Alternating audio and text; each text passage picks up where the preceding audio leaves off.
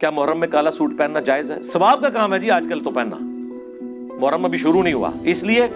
تاکہ ان کو بتائیں آپ جنہوں نے نبی الاسلام کے اوپر جھوٹ باندھا ہے، یہ کتنا بڑا جھوٹ باندھا ہے انہوں نے،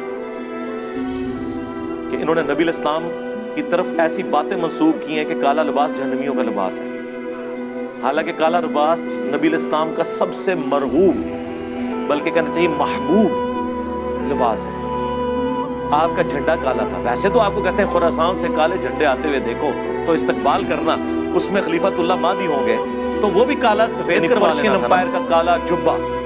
جو کالا ہوتا تھا، جس طرح سندھی اجرک ریڈ ابی بکر نے، اور انہوں نے کہا یہ رسول اللہ پہنتے تھے صلی اللہ علیہ وآلہ وسلم، ان کے بعد سیدہ عائشہ کے پاس آیا اور میں بڑی بہن تھی، ان کی وفات کے وقت میں نے لے لیا، نبی اسلام اسے پہنتے تھے اور ہم اس کا دھون مریضوں کو شفا کے لیے پلاتے ہیں۔ یہ صحیح مسلم شریف ہے، مولانا شریف نہیں۔ آپ کا کرتا بھی کالا، اور کالی کملی والے جو نعت تھی وہ چٹی کملی والے کیوں نہیں ہے؟ وہاں نہیں کالا رنگ نظر آتا؟ یعنی رسول اللہ کا کرتا بھی کالا، آپ کی چادر بھی کالی، پگڑی بھی کالی، آپ پیچھے کون سی بات رہ گئی؟ وہ صحیح مسلم میں حدیث ہے، ہم عائشہ ہی کہتی ہیں نبی علیہ السلام نے ایک دفعہ کالی چادر اوڑھی ہوئی تھی اپنے سر مبارک پہ، اتنے میں حسن ابن علی آئے، ان کو اپنی چادر کے نیچے، نبی علیہ السلام نے ان چاروں کو اپنی چادر کے نیچے لیا، اور ہم عائشہ یہ منظر دیکھ لی ہیں، اور حضور نے کہا انما یرید اللہ لیذھب عنکم الرجس اہل البیت ویطہرکم تطہیرا۔ اے نبی کے گھر والوں، اللہ تو صرف اتنا ہی چاہتا ہے کہ تم سے ہر طرح کی ناپاکی دور کر دے اور تمہیں خوب صاف ستھرا کر دے۔ اسے حدیث کسا کہا جاتا ہے، چادر والی حدیث جو مسلم شریف میں بھی ہے اور اہل تشیع کے ہاں بھی پائی جاتی ہے۔ تو کالا لباس ضرور پہنے، میں تو کہتا ہوں محرم میں پہنے، اور لوگ پہنتے ہیں، اب تو لوگ زبردستی، ہمارے پاس ایک بھائی ہے جو پہلے وہابی تھے یعنی اہل حدیث، وہ وہابی مولانا کی مسجد میں لاہور میں، وہ جو گلے پھاڑنے والے دو بھائی ہیں نا، ان کے پیچھے وہ جمعہ پڑھتے تھے، تو وہ یہاں آئے، وہ کہتے ہیں میں تو اب جمعے میں پہلی صف میں محرم میں جو ہے نا کالے کپڑے پہن کے بیٹھتا ہوں۔ تو میرے بھائی جب یہ ہوگا تو ان کو تو تکلیف ہوگی، یہ تو ہوگا کہ یار کل تک یہ ہمارے غلام تھے، ہم کوئی غلام ہیں؟ ہاں، اب یہ ہمیں ایبسولوٹلی ناٹ کہہ رہے ہیں،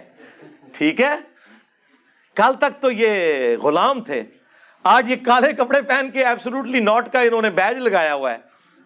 تو یہ کیسے ہو گیا ہے؟ کس بندے نے ان کو زبان دے دی ہے؟ تو وہ بھائی کہہ رہے ہیں میں مسلسل محرم کے 10 دن یہ کالے کپڑے پہن کے، اور جتنے جمعے آئے ہیں میں مسلسل وہ پہلی صف میں جا کے نماز بھی پڑھتا ہوں ایسے کر کے کہ کوئی مجھے پوچھے تو صحیح کہ تنو کیا ہو گیا ہے۔ لیکن میں نے آپ کو بتایا